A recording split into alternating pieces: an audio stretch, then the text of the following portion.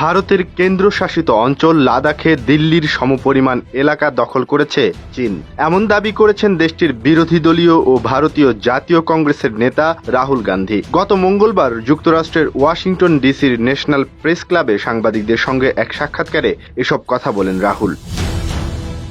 ভারতীয় জাতীয় কংগ্রেসের এই নেতা বলেন, প্রধানমন্ত্রী নরেন্দ্র মোদী চীনকে ভালোভাবে পরিচালনা করেননি, যার কারণে লাদাখে নয়াদিল্লির আয়তনের সমান 4000 বর্গ কিলোমিটার এলাকা ভূমি দখল করেছে চীনা সেনারা। এটি একটি বিপর্যয় ডেকে আনবে গোটা দেশের জন্য। ভারতীয় গণমাধ্যম টাইমস অফ ইন্ডিয়া এবং হিন্দুস্তান টাইমস তার এই বক্তব্য নিয়ে প্রতিবেদন প্রকাশ করেছে। প্রতিবেদনে জানা যায়, রাহুল অভিযোগ করে বলেন, এই বিষয়ে ভারতীয় গণমাধ্যম একদম চুপ হয়ে আছে। এসব গণমাধ্যমে এই সংক্রান্ত কোনো তথ্য প্রকাশিত হয় না, এমনকি তারা এসব তথ্য প্রকাশ করতেও পছন্দ করে না। কেউ না বুঝলেও আমরা আপনার প্রয়োজন বুঝি, আর তাই তো অত্যাধুনিক ফিচার সম্বলিত বিভিন্ন সাইজ আর কালারের 250-টিরও বেশি ডিজাইন অপশন নিয়ে ওয়ালটন স্মার্ট ফ্রিজ বোঝে আপনার প্রয়োজন। এ সময় রাহুল বলেন, একটি প্রতিবেশী দেশ আপনার ভূখণ্ডের 4000 বর্গ কিলোমিটার দখল করলে আপনি এটি এড়িয়ে যেতে পারেন না। এ সময় তিনি ভারতের প্রধানমন্ত্রী নরেন্দ্র মোদী মিথ্যাচার করেছেন বলেও অভিযোগ করেন।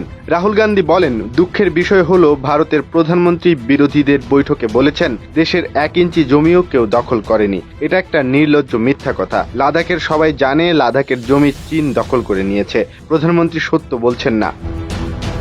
তবে রাহুলের এই বক্তব্য উড়িয়ে দিয়েছেন বিজেপি নেতা এবং সাবেক কেন্দ্রীয় মন্ত্রী রবিশঙ্কর প্রসাদ। তিনি বলেন, রাহুলের বক্তব্য সম্পূর্ণ ভুল। ভারতীয় সেনাদের সাহসিকতা ও আত্মত্যাগের কারণে বরং গালওয়ান থেকে চীনা সেনারা পালিয়ে গিয়েছে।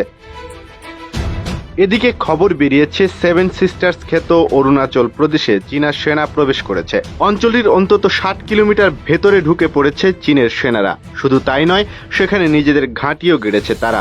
অরুণাচলের স্থানীয় সংবাদ মাধ্যম অরুণাচল 24 ও নিউজ 5 এর প্রতিবেদনে বলা হয়, চীনের পিপলস লিবারেশন আর্মি তথা পিএলএ সেনারা অরুণাচলের অন্তত 60 কিলোমিটার ভেতরে অনুপ্রবেশ করেছে। এ সময় তারা আনজাও জেলার কাপাপুতে একটি ক্যাম্পও স্থাপন করে। সেখানে কাঠে আগুন ধরানো, পাথরের গায়ে রং ব্যবহার করে লেখা চীনের নাম এবং চীনা খাদ্য সামগ্রীর ছবি দেখে বোঝা যায় আনুমানিক 1 সপ্তাহ আগে চীনা সেনারা সেখানে ঘাঁটি স্থাপন করেছিল। উল্লেখ্য, ভারতের কেন্দ্রশাসিত একটি অঞ্চল লাদাখ। এই অঞ্চলের উত্তরে কুনলুন পর্বতশ্রেণী এবং দক্ষিণে হিমালয় দ্বারা বেষ্টিত। 1947 সাল থেকে এই অঞ্চলটি ভারত, পাকিস্তান ও চীনের মধ্যে বিরোধের বিষয় হয়ে দাঁড়িয়েছে। অন্যদিকে অরুণাচল ভারতের 7 সিস্টার্স রাজ্যগুলোর অন্তর্ভুক্ত একটি রাজ্য। উত্তর পূর্ব ভারতের এই রাজ্যটির সঙ্গে চীনের তিব্বতের 1129 কিলোমিটার দীর্ঘ আন্তর্জাতিক সীমানা রয়েছে। চীন প্রায়ই সম্পূর্ণ অরুণাচল প্রদেশের ওপর নিজের কর্তৃত্ব দাবি করে থাকে। বহুবার এই সীমান্ত বিবাদটি সমাধানের চেষ্টা করা হলেও আজও কোনো সমঝোতা হয়নি।